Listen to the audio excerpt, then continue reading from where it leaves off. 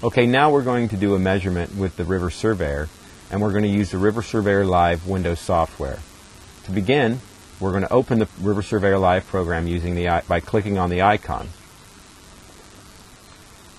The next thing that we're going to do is we're going to connect to the RiverSurveyor. We're going to select the correct COM port and press connect. We're going to select the M9 and press connect. Now the Bluetooth I have on my laptop is connected with the Bluetooth that's connected to the M9. The first thing, as you can see, the screen here, it's ordered in step 1, step 2, and so forth. So step 1, I'm going to input the site information. Okay?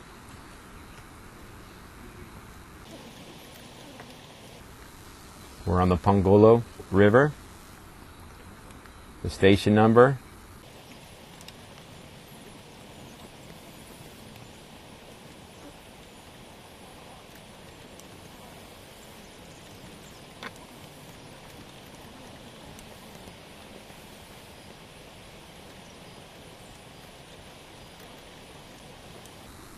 And we press, once we put in our site information, we can press OK.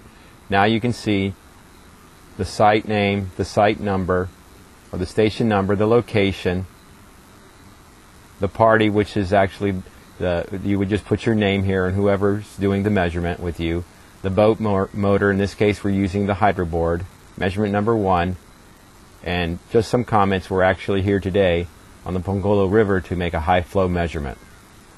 The next one, it identifies the instrument that I'm using. I'm using the RiverSurveyor M9, serial number 765.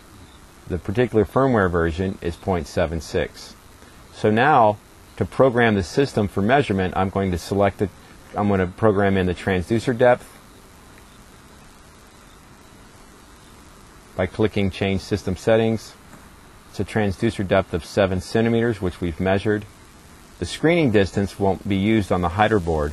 The screening distance is the distance if I want to blank out an additional distance, maybe because I'm beside a large boat and I'm getting some flow interference.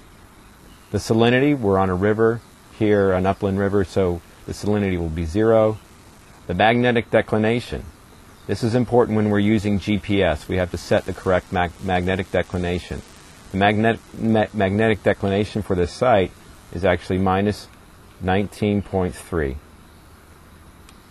I got that value from a map. There's several ways that you can get the magnetic declination.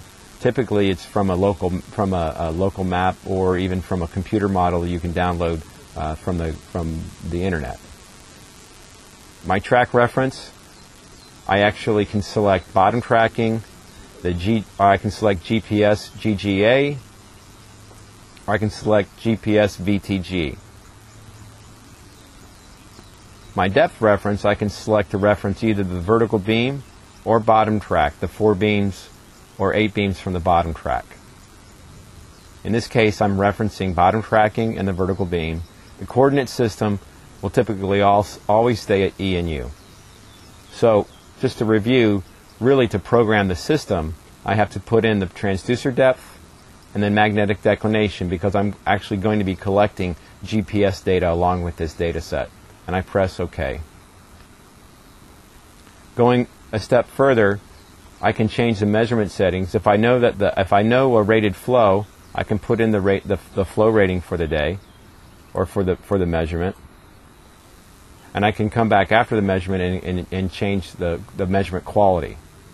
Okay, measurement quality is basically your assessment of the conditions that you measured in that day. Was it a very bad cross-section? Was there good flow? Was the flow changing? Things like that can actually affect the quality of the measurement itself.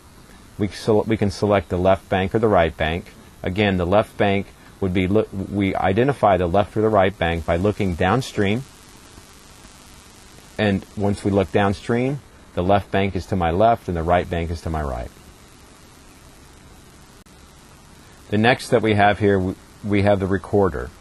And this will actually be done in post-processing. Once we've collected our data, remember that the data is actually stored on the ADP itself. That's to avoid data loss. If we have a transmission break, we don't lose any data. Okay, so you can see I have data, actually quite a bit of data here on the recorder already from previous measurements. But it's flash memory. It's 8 gigabytes.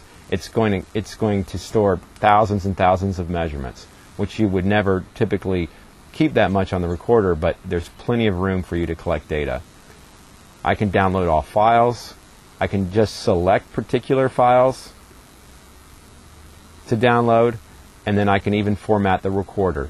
Again, it's flash memory. Once I format the recorder, I basically clear it of any measurements that I make. The last step here, I can set we can perform a compass calibration. This is a utility section. I can set the time. Okay, you can see I can set it, use the PC time. The time here is correct. I can do a beam check. A beam check, it checks the signals in the water. If the system's not in the water right now, but if I wanted to check the beam strengths, I can check that. I can run a system test. I can upgrade firmware, and I can actually select my GPS option.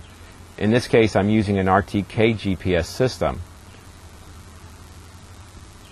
So I can actually, right now the application is set to RTK. If I didn't bring my base station that day, and I wanted to use just the differential correction, I can click Change the Differential. Okay, so what I've just explained to you is how we actually program the instrument to measure. We put in the pertinent site information. This identifies the system we're using. We input basically the transducer depth and the declination, make sure our track references are correct, and we're basically ready to go. Then the very next step will be to start a measurement.